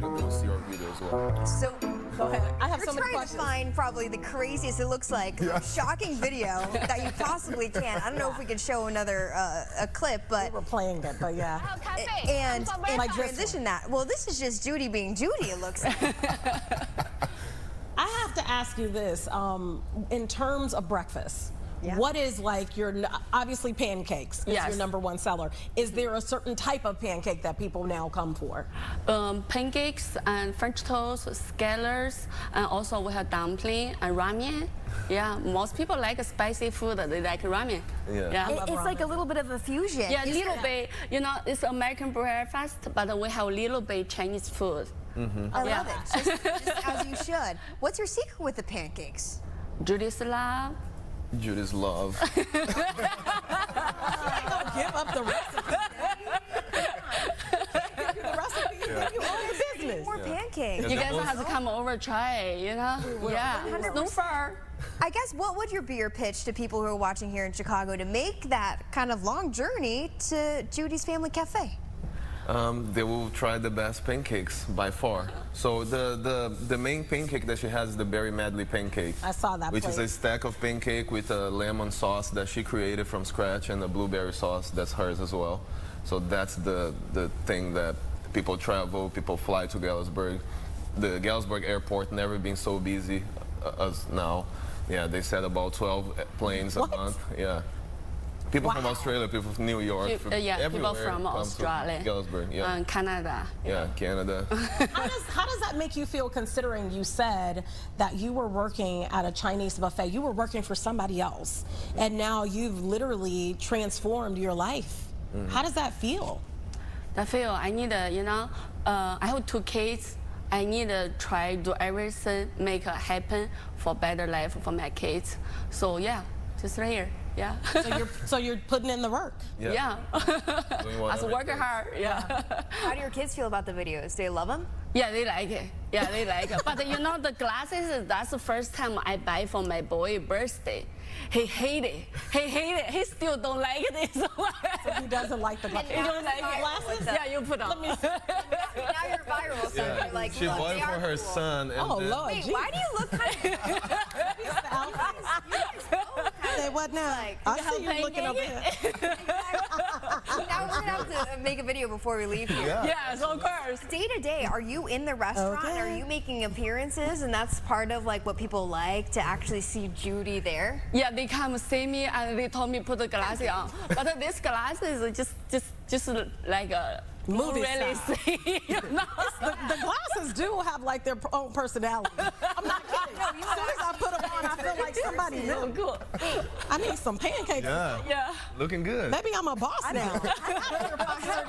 I really don't need them on you. Start my own business. I'm out of here. You're gonna have to add another accessory. Is that a plan? Do you have something in motion, or is it just the glasses? That's it? No, we have glasses, and every video we just say, I'm Judy. I have a cafe, come for breakfast. I'm Judy, I make the best pancake. Yeah. Yeah. We have glasses, hats, merch, everything you can imagine. I can see you. So you were in Chicago shooting content. Yeah. What kind of things, can you give us a little insight? I know you haven't probably posted it yet, but just a little insight into what you were shooting. Yesterday we went to several different businesses that invited her to do either a video together or a appearance collaboration and a pop-up. Yeah. So we had a full day yesterday, and today we might do some content as well with different businesses, but that's that collab piece that a lot of people see the audience that she has now, and would be great for them. You need 2 other stars in your videos. Well, exactly. Hello. I'm thinking I get some free pancakes out of this too. But that must be an honor too to know that you know, big Chicago restaurants are also wanting part of what you have going on in Galesburg. Yeah. People are looking for partnering with people that have a large audience, and of course we want to support local businesses and do whatever we can do to, you know, to be successful and to make them grow as well. Just like in Galesburg, we've been helping a lot of local Galesburg businesses. I'm not kidding. It's something about the glasses. I'm trying to stay professional, but like, I don't think she's even listening. They like have another personality. Interview. No, yeah, I'm not actually here. So cute. Wait, can I turn it on? You want to? Yeah, right. You should spread the love. Let's see. Yeah, put it on. Don't you feel different? No, these are no, I can't. Why? No, you look so cool. You look so cool. I look like a fool. No, you look cool too. Well, that's you, child. I look All great. right, well, I know for Christmas here. How fun. Okay, for people who want to follow your page, journey, and it's a journey. Yeah, your journey. Yeah. Really, where can they find you guys online? Judy's Family Cafe on Instagram, on TikTok, on Facebook, on YouTube. Awesome. Yeah. Well, thank you both so much for coming in. We really appreciate your time. Best pancakes this side of the Mississippi. I gotta ask you one last question. When you're walking around, like in Chicago, for example, you just got here, are people like, wait a minute, I know you? And is that a weird feeling? No weird, but feeling like, oh, these people know me, recognize me. Yeah, you're a celebrity. Yeah, we go, last night we go couple restaurant, couple bar, they all know me. I said, oh, that's so cool, you know, okay. Yeah, I gotta make a better pancake. Yeah, come to Chicago. Bring a restaurant to Chicago. Have you thought about it? We think about it right now. Okay. Yeah, we've been, last night. You don't want to give it all up. At least a pop-up something. Yeah. You could have it right downstairs. It sounds like it's happening. They're just not telling it all. I think so. Well, if you need a business partner, I show up with my glasses every now and then. Okay, I'm done. I've had enough. Okay, I'm done. I'm going too far. Wang, Victor, thank you guys so much again. Thank you for having us here. It was a pleasure. Yeah. One more question. What? Just kidding. That's my favorite line too. I know. All right, we'll be right back after this break.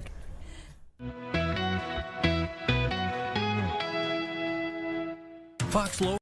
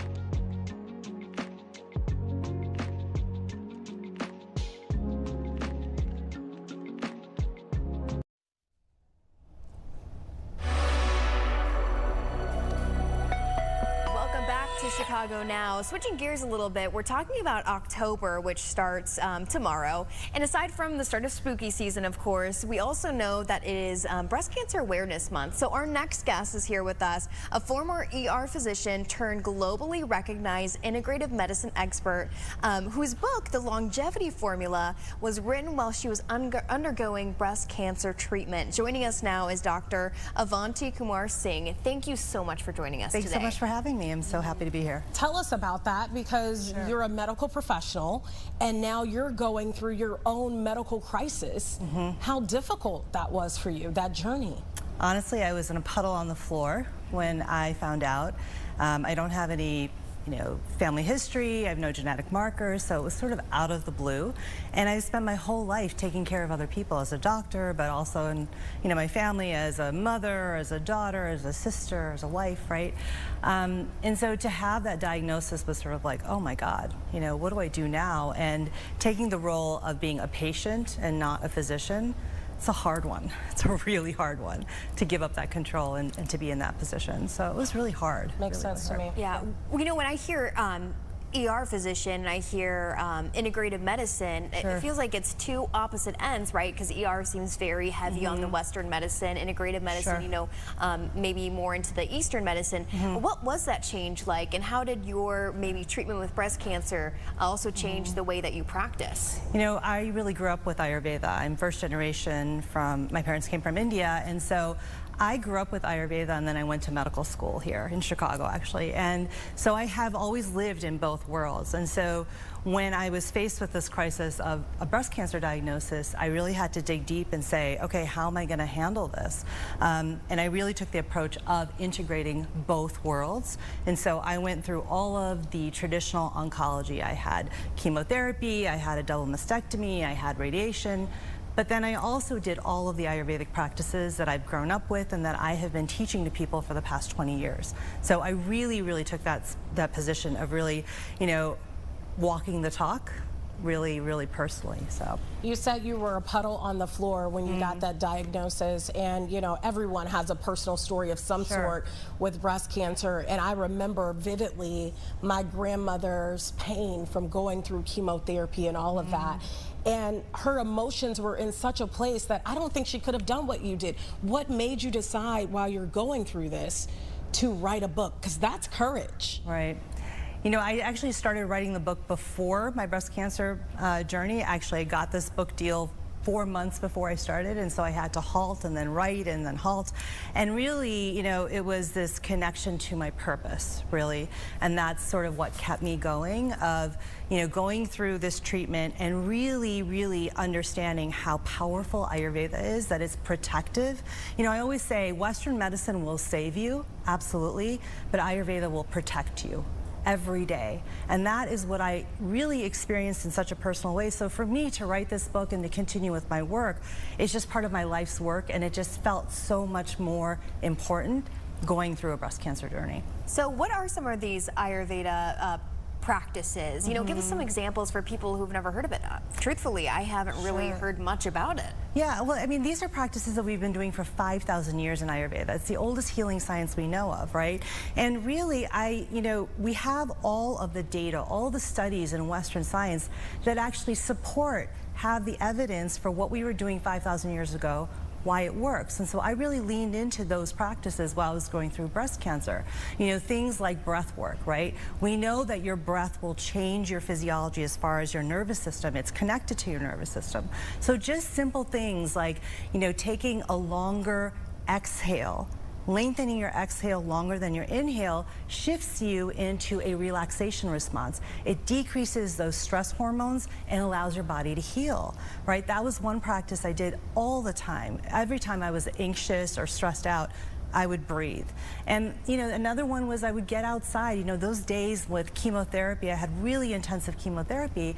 when I couldn't even get up off the couch or go up the stairs, I would go out on my patio and just get some sunlight and be out in nature. You know, there are studies that show that even just 10 minutes outside in nature can lower your blood pressure and also decrease your inflammation. So these are healing practices. They're not just like willy-nilly little things that we say that you should do that are good for you. They actually scientifically change your physiology, right? It's really important. It is important, and I think even if you're not maybe in this battle, but just in life period, it can definitely be of help. How long was your journey through this breast cancer diagnosis? So, you know, my treatment was exactly 7 months to the day, from the day that I found out to the day that I finished. Now, I will admit, I'm a doctor. I can speak the language. I called in a lot of favors, and I pushed to get through the system.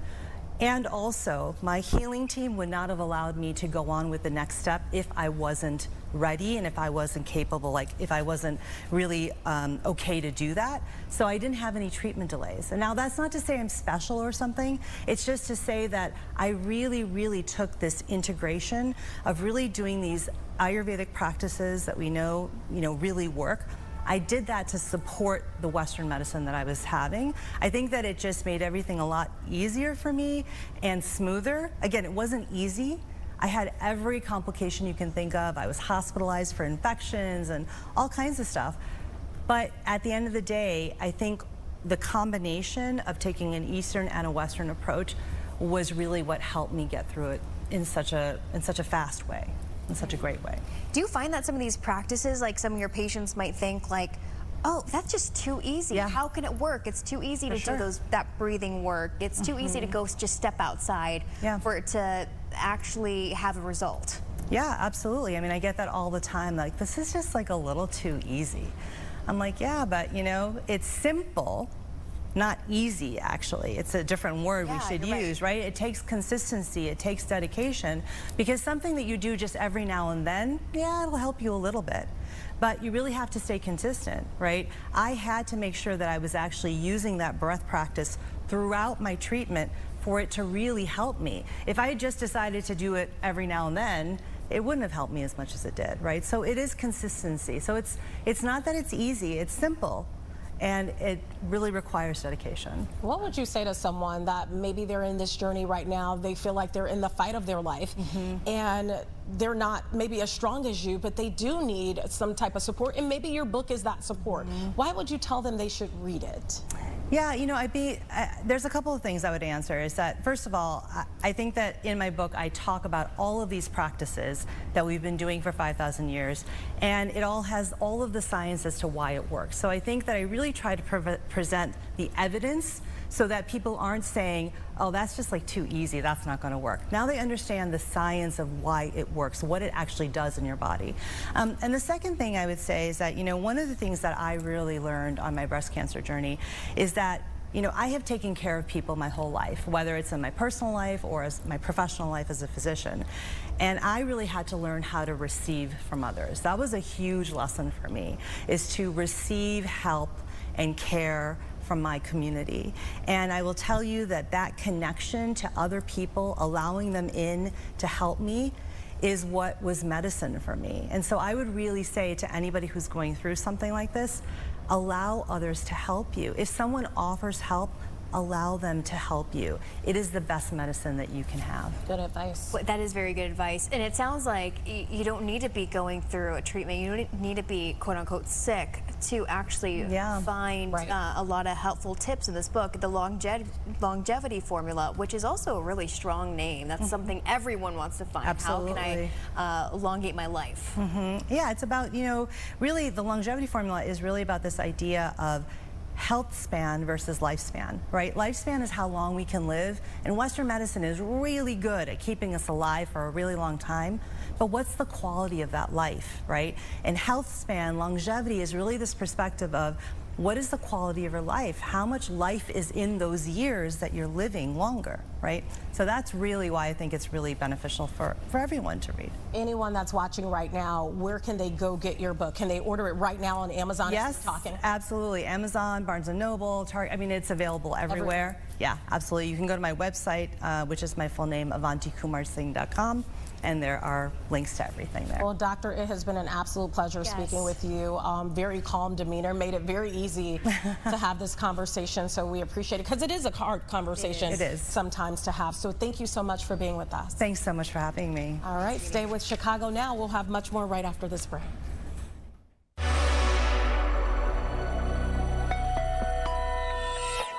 Let's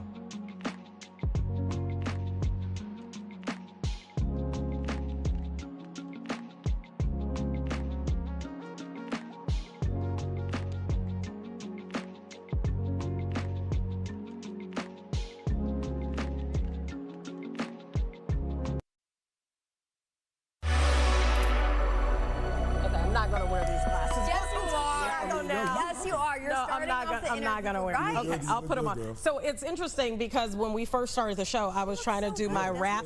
Yeah, they look tight enough. Okay, cool. I tried to do my rap add-rap-tation. People are listening to you when you have those glasses on. Okay, just like they listen to Judy. Let's get straight to it. This is Postel Pringle, who's in studio with us. Rome, Sweet Rome is a hip-hop add-rap-tation. That's really hard to say. Of Shakespeare's Julius, it's for me. Now playing at Chicago Shakespeare Theater through the 19th. It is created by Chicago's very own Q Brothers Collective, which is internationally acclaimed. And now you are with us to talk about this. You're one of the creators. I am. Tell us all about it. Tell you all about it. Well, first of all, an add-rap-tation is as you can guess, it's like a play on adaptation. The way that we think about it is there's only like so many different stories in this world, and every generation is trying to find a way to make those stories relevant for everybody, right? Yeah. And for us, because we come from the hip hop generation, going way back, I'm showing my age, but even going way back to like the early 80s, late 80s, early 90s, in terms of like the music that really influenced us, like we add rap to it. We add rhymes, we add beats, we add singing, and this particular show leans heavily on late 80s, early 90s rap and R&B. So I'm talking about full-on New Jack Swing. Talking about like Bobby Brown, nice and smooth, like I mean, you name it, Teddy Riley. Okay. Yeah, SWV. So Shakespeare isn't just like this in this particular. It's more rapping. It's definitely more. It's a vibe. It's rhythm. It's beats. Okay. How can this be so hard to write, though? I mean, or does it come to you? Are you just like musically inclined like that? That it just comes. Well, I mean, we're constantly freestyling. We're constantly wilding out. Just, I mean, and when we get in the room, the best, honestly, this is a satire. So when we get in the room, the best, most dumb, stupid joke wins. But also the best rhymes win. And it's 4 guys putting it all together. But for this particular show, we have like a cast of some of the best of Chicago like stage actors, some of the best singers, and they're just killing it night after night on stage. So you said like sometimes, is this literally sometimes freestyle? There's moments of freestyle. You got it. I mean, it's hip hop. Yeah. Yeah. I love that. Yeah. So we always find pockets for that. But the whole it works more like an opera. The whole thing is 2 beats. So there's rhymes. All the dialogue is in rhyme, and then we'll hit a song about Halloween. Like, speaking of Etsy witches, like, our soothsayer, this is a Julius Caesar adaptation. There was a soothsayer in that, and our soothsayer is called Susie Sue. And she sings, Julius Caesar, beware of Halloween. Oh, okay. Is this some sort of meme? Oh, Julius Caesar, beware of Halloween. Who's playing pranks on me? Okay, Yeah. I like that. Oh, so you're Julius Caesar in the production. I agree. Do you rap? Yeah. Can I get a little something, something? Get a little something, something. You can't tell me you're rapping, not rap. Something. We live on Chicago Now. I'm doing this, I don't even need a towel, because I'm not sweating. Yo, I'm betting that you come to the show and have a good time. Yeah, that's right, and we recline back in the chairs. I'm gonna tell you about Rome, sweet Rome. Then we're gonna take it on home. Shut down the cameras, come and see the show. Maybe have a beer, and then I'll let you know. And then I got to go. Yeah. You should maybe be in the show. Yeah, maybe. Yeah. No kidding. She's like busting out these rhymes, and I'm like, what? But you got to put the glasses back on. Okay, cool. Exactly. That's how you know then she's part of the cast. So I guess if people are wanting to watch like a traditional Shakespeare, Shakespeare. I'm like, that did not sound right. Shakespeare. Play. If they're trying to, watch a traditional play, this isn't really, what you would go to then. It's a big twist on it. It is a big twist on it, but I will say that it still centers in on a lot of what Shakespeare was doing. Because one, he was speaking to an audience. He was speaking to both the aristocracy, but also the people. The people who are in the pit, the people whose everyday lives were affected by a few people who are making all the rules for everybody. And our show, like, basically follows the storyline of Julius Caesar, but basically we make all the language in a way, speaking of add-rap-tation, in a way that allows the audience to like connect with it now. And particularly like kids, you know what I mean? And do you have a lot of, because most of the time you go to the theater, traditionally speaking, you're sitting there, you can't just bust out and sing the song. You have a lot of people in the audience singing along. We have 2 DJs. We have 2 DJs, my homies, JQ and Jax, who are also creators of the show. Like, we do a DJ set starting like as soon as the house opens. And people come in and we're encouraged to dance and sing. Oh, yeah. And like, because we want to get the party live. It's a party. Right, it's not just a play. I get it. Exactly, it's not just a play. No, I get it. So cool being in the Shakespeare Theater too, because it really is a really nice venue. It really is. Yeah. I mean, our company, Q Brothers Collective, we feel honored to be one of the few groups of people who have had a chance to play every stage at Chicago Shakespeare Theater. We've been in the upstairs, we've been in the yard, and now we get a chance to actually play the main stage. And that thrust stage is just, it's special because you really are connected to the audience in a way that you aren't in any other stage. Yeah, we got 19 days for people to get their tickets. Yeah, we do. Yeah, so y'all need to come out. You guys need to come out to this. 20 days. I know, trust me. Yeah, we're already on it. So we're open through October 19th. So you got to get in where you can fit in. I love the lighting. Like when I looked at that video, I saw the lights. I saw, people like look like they were having a good time. I love the visuals of the show, just from what I saw. Word. It's our set is incredible. Yeah, it looks like the designers, they really just Yeah, they really went above and beyond board for creating the world that we're in. And like I said, it's a satire, so we're really blowing everything up. But rooted in satire is also like very serious issues that we have to discuss. And we just find a way that hopefully does it like in a fun way. And I know we're about to run out of time, but when you say serious issues, are we talking political? Political, definitely, yeah. Because that's a big one right now. So like my Caesar is he's a populist leader, candidate, and he's running an aristocracy, and he bans bread. He bans bread, and there's a group of senators who don't want that, and they basically try to off him, but they go against their own morals in order to like see the democracy that they want. But is a democracy really a democracy when you're selecting it? So it's fun, but serious so much. at the same time. Yeah. We only have a little bit of time left at the Chicago Shakespeare Theater. Thank you so much. Yeah, we will please. see you all tomorrow. Yeah. See you there.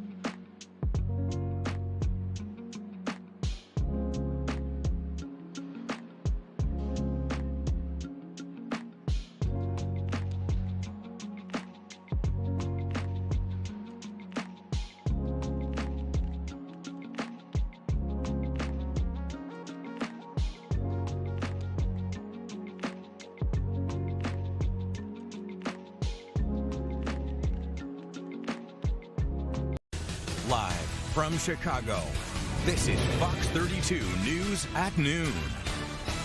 We are experiencing an immediate public safety crisis. Next at noon, Broadview officials talk about tensions continuing to rise outside an ICE processing center. In a rare meeting with top U.S. military leaders this morning, we're breaking down the policy changes Defense Secretary of War Pete Hegseth just announced.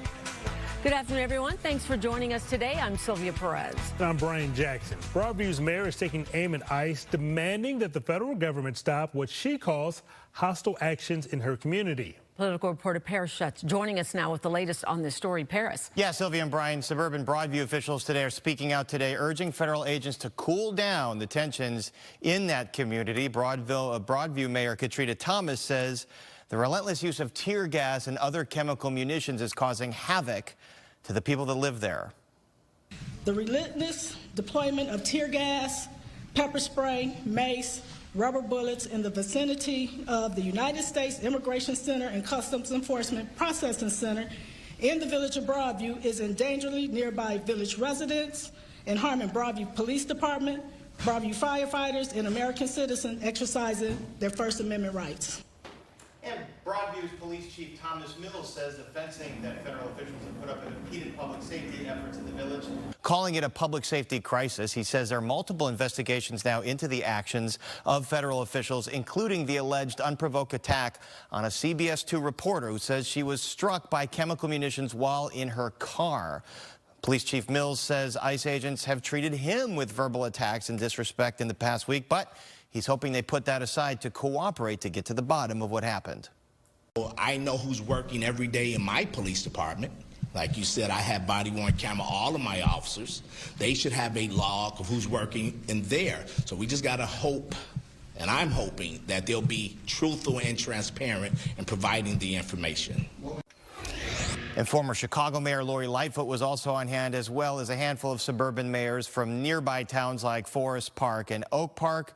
Lightfoot saying she'd provide whatever assistance needed to the village in their legal efforts to stop what the mayor has referred to as hostile actions in her community. And Police Chief Mills says he did receive a response back from federal ICE leaders saying that there would be cooperation. Sylvia. All right, thanks for that, Paris.